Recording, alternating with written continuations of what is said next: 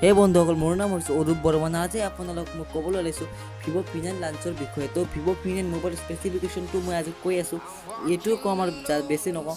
তো আপোনালোকৰ Vivo' P9 যিটো লঞ্চ হৈছে হা, সেইটোত আপোনালোকে iPhone Xৰ নিচিনা নটছ পাব। সেইটো মোৰ হিচাপত এইটো বেয়া হৈছে, কাৰণ iPhone Xৰ নিচিনা কিয় বনাব লাগে, তই নিজে বনা ন।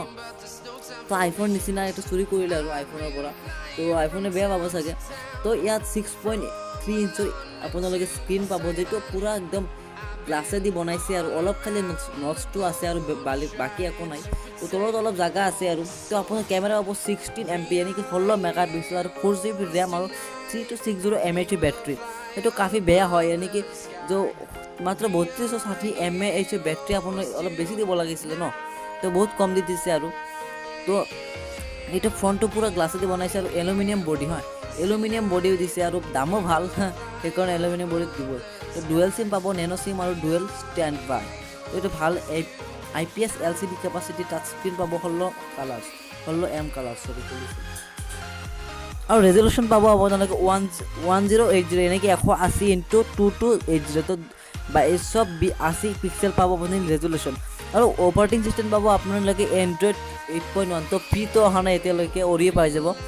তো স্নেপড্ৰেগনটো মই ক'লোৱে অলৰেডি, স্নেপড্ৰেগন দি দিছে। অক্টাকোৰ 2.2 GHz, কৰ্টেক্স 153, তো ভালে বেয়া নহয়। তো এড্ৰেনো এনেকৈ GPU যিটো এড্ৰেনো 506, তো card slot micro SD up to 256GB। তো আপোনালোকে ইয়াত মেমৰি 256GB লৈকে সোমাব পাৰিব।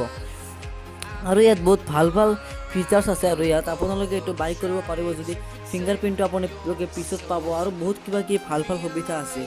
তো এইটো কালাৰ গ'ল্ড ব্লেকত দুটা অপশ্যন দিছে, আপোনালোকে বেছি দিয়া নাই। তো এই দুটা অপশ্যনতে আপোনালোকে বাই কৰিব লাগিব। তো আজিৰ ভিডিঅ'টো ইমানেই। তো ভিডিঅ'টো যদি ভাল লাগে লাইক কমেণ্ট দি দিব।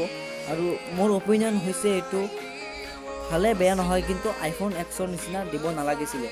কাৰণ কি আছে সেইটোৰ নিচিনা দিবলৈ, কি আছে একো নাই ন। তথাপিও সেইটোৰ নিচিনা iPhone Xৰ নিচিনা কপি কৰিলে সেইটো বহুত বেয়া কথা। কপি কৰিব নালাগে, যিটো নিজে বনাই দিব লাগে। তো ইমান ভিডিঅ'টো ভাল লাগিলে লাইক কমেণ্ট আৰু শ্বেয়াৰ কৰি দিব। সেইটো আপোনালোকে আৰু ছাবস্ক্ৰাইব কৰিব নাপাহৰিব, কাৰণ আপোনালোকে যদি ছাবস্ক্ৰাইব কৰে তো এনেকুৱা ভাল ভাল ভিডিঅ' আপোনালোকে পাই থাকিব।